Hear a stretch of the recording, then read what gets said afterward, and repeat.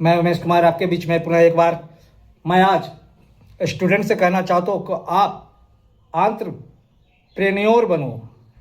क्या बनो? एंटरप्रेन्योर, उद्यमी, उसके जैसा सोच रखो। यदि आप एंटरप्रेन्योर जैसा सोच रखते हो तो आप एक दिन बहुत बड़ा आदमी बनोगे। स्टूडेंट का माइंड एक उद्यमी के जैसा ही होना चाहिए। यदि वैसा माइंड रखता है, वैसा सोचता है, तब वह एक दिन बड़ा आदमी बनेगा। आप आते हैं स्कूल में पढ़ने के लिए, आप आते हैं लेकिन क्लास में रहते नहीं हैं।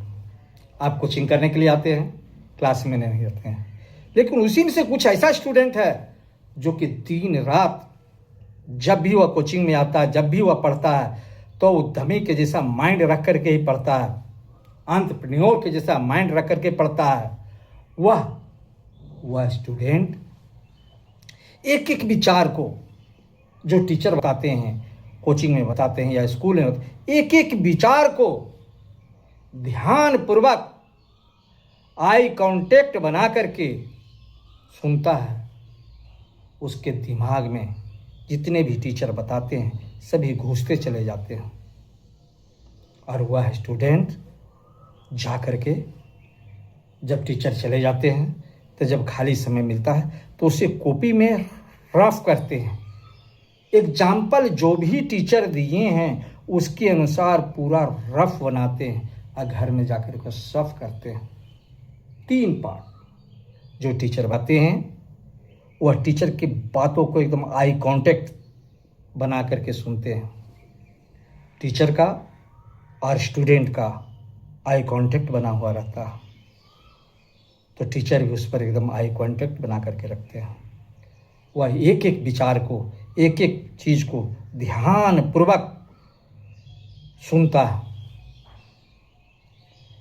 और टीचर के जाने के बाद उसको अपने रफ कॉपी में समय निकाल करके वह पूरा लेक्चर नोट करता है और वह लेक्चर नोट कर जो एग्जाम्पल उन्होंने दिया है उसको नोट करता है। उसके बाद वह घर में जा कर के उसको सफ बनाता है, एक नोट बनाता है। होता क्या है कि वह टीचर के बताई हुई एक एक बात को 3 बार उसका रिवाइज हो गया यहीं, फिर उसको ज़्यादा मेहनत करने की ज़रूरत नहीं पड़ती है। वह लड़का तेज हो जाता है। दूसरा, वह लड़का, वह स्टूडेंट, वह विद्यार्थी जो किताब है उसका साइड बुक खरीदता है। साइड बुक खरीदने के बाद उससे वह पढ़ता है। साइड बुक का मतलब हो गया जैसे कि आर.एस. अग्रवाल, दास गुप्ता का मैथ, आर.डी. शर्मा का मैथ, ये सभी हो, के.सी. सिन्हा का मैथ, ये सभी साइड बुक लेते हैं। एन.सी.आर.टी. जे.सी.आर.टी. के अलावा वह बुक लेता है।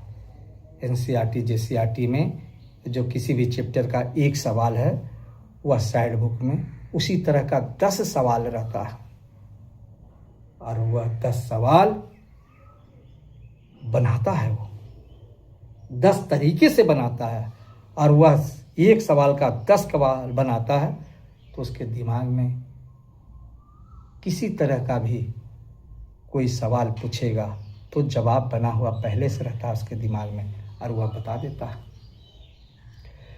इस तरह से साइड बुक पढ़ने से और जो जो क्वेश्चन उससे नहीं बनता है वह कोचिंग में आकर के, स्कूल में आकर के अपने शिक्षक से पूछता है, सर मुझे बताइए, और वह सीख करके जाता है। फिर नया क्वेश्चन बनाता है, फिर लाता है, फिर सवाल पूछता है, फिर नया क्वेश्चन। वह अभी से ही ब्रिलियंट होता चला जाता है।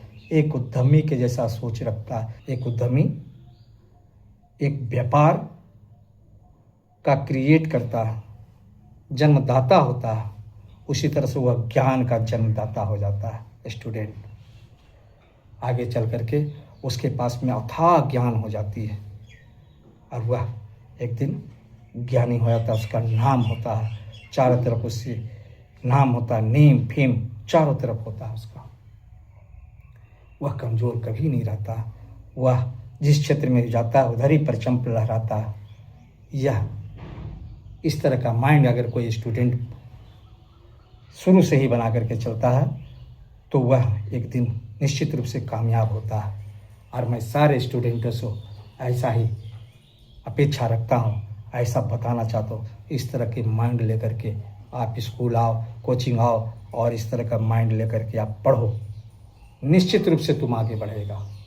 इसमें कहीं किंतु परंतु नहीं है, तुम्हें कोई रोक नहीं सकता। तीसरी बात कि वह स्टूडेंट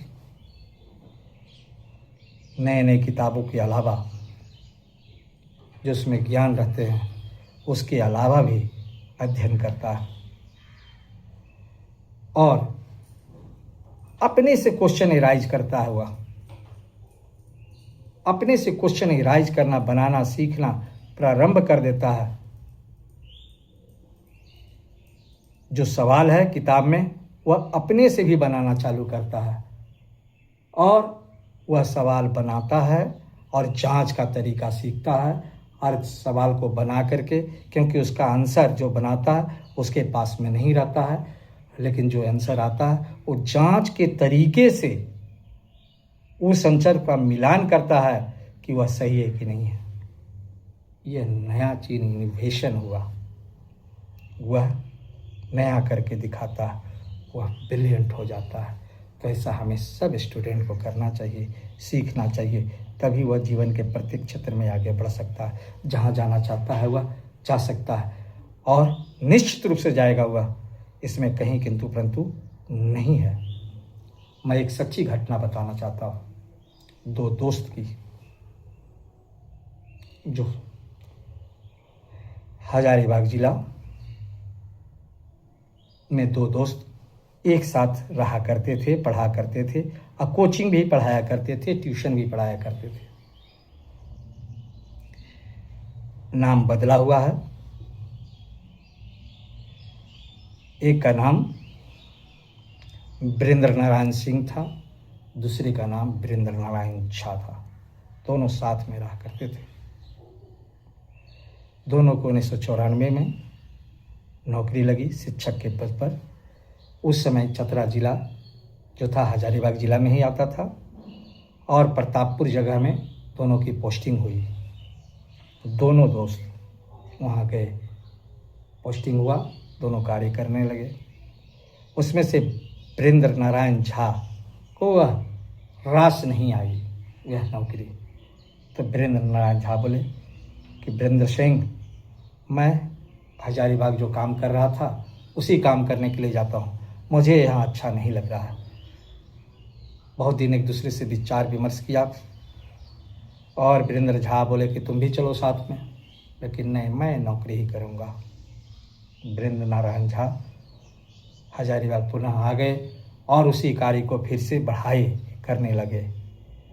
आज की बात है, आज वह एक बहुत बड़े कॉलेज के डायरेक्टर हैं, मालिक हैं, चेयरमैन हैं, जो कहिए सारा चीज़ें। बहुत बड़ा कॉलेज है हजारीबाग में, उसका दूर दूर से विद्यार्थी आते हैं वहाँ पढ़ने के लिए। नेम फेम है उस कॉलेज का। आज भी दोनों हैं। एक दिन दोनों एक जगह मिले। यह वीरेंद्र नारायण सिंह हजारीबाग आए और वीरेंद्र नारायण झा से मिले। बोले ऐसा क्यों, तुम आज इतने बड़े मालिक हो गए? बोले मैं पहले भी था, आज भी हूँ। कैसे? तो जब मैं पढ़ाया करता था तो मैं सोचा करता था कि आने वाला दिन में मेरा एक कोचिंग संस्थान होगा, मेरा एक कॉलेज होगा। मैं उसी समय से यह सोचा करता था। मैं नौकरी करने के पक्ष में नहीं था, फिर भी मैंने नौकरी किया, सरकारी नौकरी किया, लेकिन मुझे रास नहीं आया। और मैंने तो तुम्हें बताया था कि चलो दोनों चलते हैं, लेकिन तुमने बोला कि नहीं, मैं यही काम करूँगा, नौकरी ही करूँगा, शिक्षक के पद पर ही रह करके काम करूँगा। और मुझे अच्छा नहीं लगा, मैं यहाँ आ गया और यह उसी का परिणाम है। तो इस तरह का सोच स्टूडेंट को होना चाहिए। दोनों ब्रिलियंट स्टूडेंट थे अपने समय के, लेकिन दोनों में अलग अलग विचार था। एक में था एंटरप्रेन्योर का विचार और दूसरे में था नौकरी करने का विचार। दोनों में यही अंतर था कि अगर मेरा अपना खुद का एक संस्थान होगा, लेकिन न मैं गवर्नमेंट जॉब करूँगा तो करूँगा। यह दोनों का विचार था, दोनों में अंतर विचार था। यही कारण है कि आज वह इतने बड़े कॉलेज के मालिक हैं और आज वह उसी तरह से 1 to 8 में आज शिक्षक हैं। यह एंटरप्रेन्योर का भी कमाल है। तो स्टूडेंट को चाहिए बचपन से ही एंटरप्रेन्योर के जैसा सोच रखे, पढ़ें लिखें और आगे बढ़ें। एक वैसे ही एक राजा की कहानी है। एक राजा बहुत गरीब हो गया। उन्होंने किसी कारण से भी उनका सारा संपत्ति इधर उधर हो गया, तो अपने मंत्री को बुलाया और बोला कि अब तो मैं बहुत कमज़ोर हो गया हूँ, हमारा सत्ता कमज़ोर हो गया है, अब मैं इसको कैसे और ऊपर ले जा सकता हूँ, मेरा खजाना खाली है, बताओ मंत्री तुम बताओ कैसे उत्थान होगा। बोला कि राजा, मंत्री बोला राजा हमारे देश में ही एक व्यापारी है, चलो उससे मिलते हैं। वह व्यापारी के पास में गया। राजा बोला कि हमारा देश की स्थिति बहुत ख़राब है, तुम हमें क्या मदद करोगे। व्यापारी बोला कि मेरे पास में इतने खजाने हैं, ले लो जितने लेना है ले लो। बोले ये कैसे। बोले कि हाँ मैंने बिजनेस किया है, कमाया है। बोले किस ढंग से कमाया है। तो बोले मैंने कमाया है, मेरी सोच है वैसी। तो बोले ठीक है, और इसका खजाना लिया। और राजा बोला मंत्री को कि इसको या 2 नंबर से कमाया, 3 नंबर से कमाया, कैसे कमाया है, इसलिए इसको अपने अस्तबल में रख दो, घोड़ा का लीद साफ करेगा।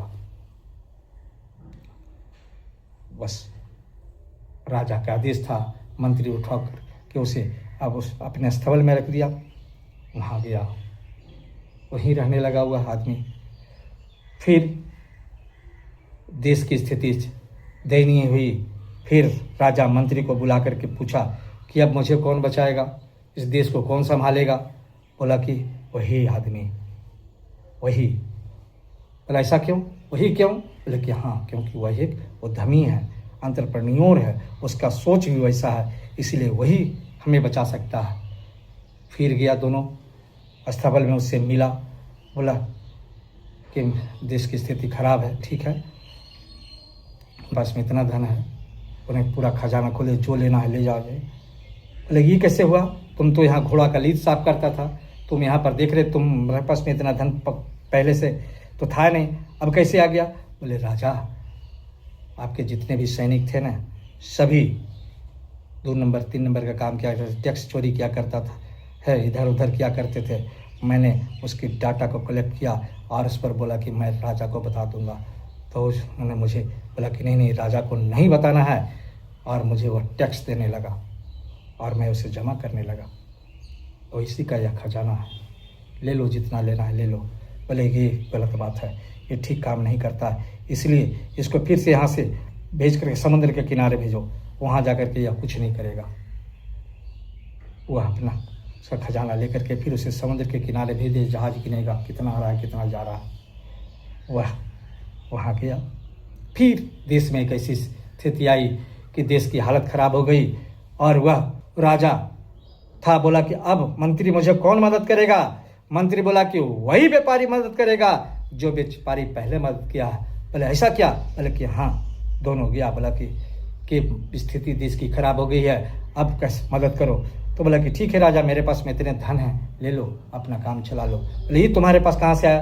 बोले राजा तुम्हारे जो पार्स हुआ करते थे इन जहाज़ों के माध्यम से, इसमें बहुत उलट पुलट होता था, मैंने सारे पर नज़र रखना चालू किया और उसका डाटा कलेक्ट करना चालू किया। बोले मैं राजा को बता दूंगा, और उन्होंने मुझे टैक्स देना चालू किया, उसी का आज खजाना। क्योंकि बोले ऐसा क्यों। बोले कि मैं उद्यमी हूँ, मैं व्यापारी हूँ, मेरा दिमाग में नया नया चीज़ चलते रहता है, मैं ईजाद करता हूँ, एक नया बिजनेस स्टार्ट करता हूँ, और यहाँ भी रख करके मैंने वह गुण पैदा किया, जो मेरे में वह गुण था उसको लागू किया, और ये खजाना भर गया, ले लो काम कर लो। ये है एक उद्यमी का कमाल। तो आपको वैसा ही सोचना होगा। एक स्टूडेंट को उद्यमी के जैसा सोचना होगा। वो स्कूल जाते हैं तो इधर उधर घूमना नहीं होगा, बल्कि सारे बातों को ध्यानपूर्वक सुनना होगा और जीवन में उसका अनुपालन करना होगा। तभी आप निश्चित रूप से जो बनना चाहते हैं बन जाएंगे।